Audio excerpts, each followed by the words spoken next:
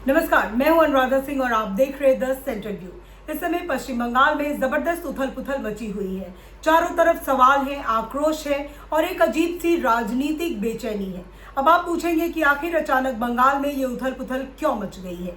इसकी वजह सीधा हमारे देश की सबसे बड़ी पंचायत यानी कि संसद से जुड़ी है।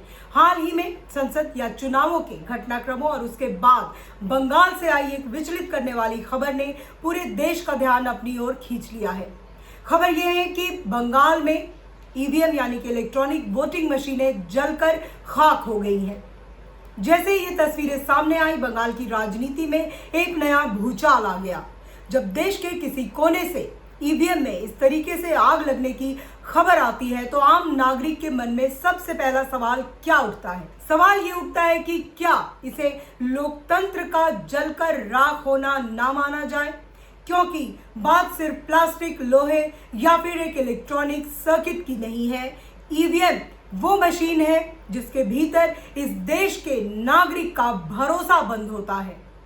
एक गरीब, एक मजदूर, एक आम इंसान जो तपती धूप में घंटों लाइन में लगकर अपना वोट डालता है, वो इस उम्मीद में बटन दबाता है कि उसका वोट इस देश का भविष्य तय करेगा। लेकिन जब वही मशीनें इस तरीके से जलती हुई या फिर संदेहास्पद स्थितियों में नष्ट होती दिखती हैं तो जनता का वो भरोसा भी झुलसने लगता है।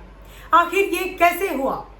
देश के सबसे संवेदनशील चुनावी राज्यों में से एक पश्चिम बंगाल में, जहां सुरक्षा के इतने कड़े इंतजाम होने का दावा किया जाता है, वहां ईवीएम तक आग आखिर पहुंची कैसे?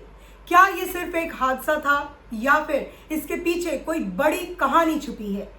ये सवाल उठाना हर उस नागरिक का हक है जो इस देश के लोकतंत्र में विश्वास रखता है। अब आते हैं इस मामले के सबसे पेचीदा और संवेदनशील हिस्से पर।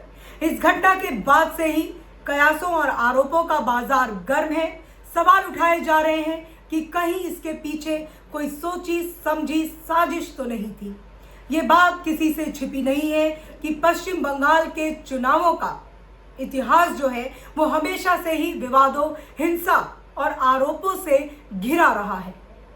हर चुनाव के बाद वहां बड़े पैमाने पर चुनावी हेरफेर के आरोप लगते आए हैं। तो अब ऐसे में जब लगभग 4000 ईवीएम मशीन्स के जलने की खबर सामने आई है तो विपक्ष का कहना है कि क्या ये अभी जो पश्चिम बंगाल में चुनाव हुए थे उस चुनावी डेटा को मिटाने की कोई कोशिश थी? क्या जिन चुनावों में धांधली के आरोप लगे थे उनके सबूतों को ठिकाने लगाने के लिए ऐसा किया गया है? आग लगने की इस पूरी की पूरी जो टाइमिंग है उसे लेकर विपक्ष लगातार हमलावर है। उनका सीधा आरोप है कि ये प्रशासनिक लापरवाही नहीं बल्कि बंगाल चुनाव में हुए कथित हेरफेर पर पर्दा डालने की एक कोशिश हो सकती है। हमारा मकसद यहाँ किसी भी राजनीतिक दल पर उंगली उठाना या फिर किसी को भी क्लीन चिट देना नहीं है। हमारा मकसद सिर्फ उन तीखे सवालों को उठाने का है जो आज देश के लोकतंत्र को महफूज रखने के लिए जरूरी है।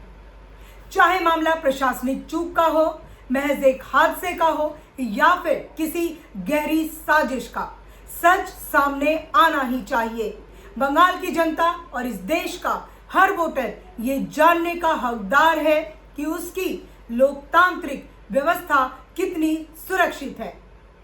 इस मामले की एक पारदर्शी और उच्च स्तरीय निष्पक्ष जांच होना बेहद जरूरी है ताकि भविष्य में कभी भी ईवीएम और हमारी चुनाव प्रणाली की साख पर कोई आंच ना आए। इस पूरे घटनाक्रम को आप किस नजरिए से देखते हैं? क्या आपको लगता है कि ये महज एक प्रशासनिक लापरवाही हुई है या फिर इसके पीछे कोई बड़ी राजनीतिक साजिश हो सकती है?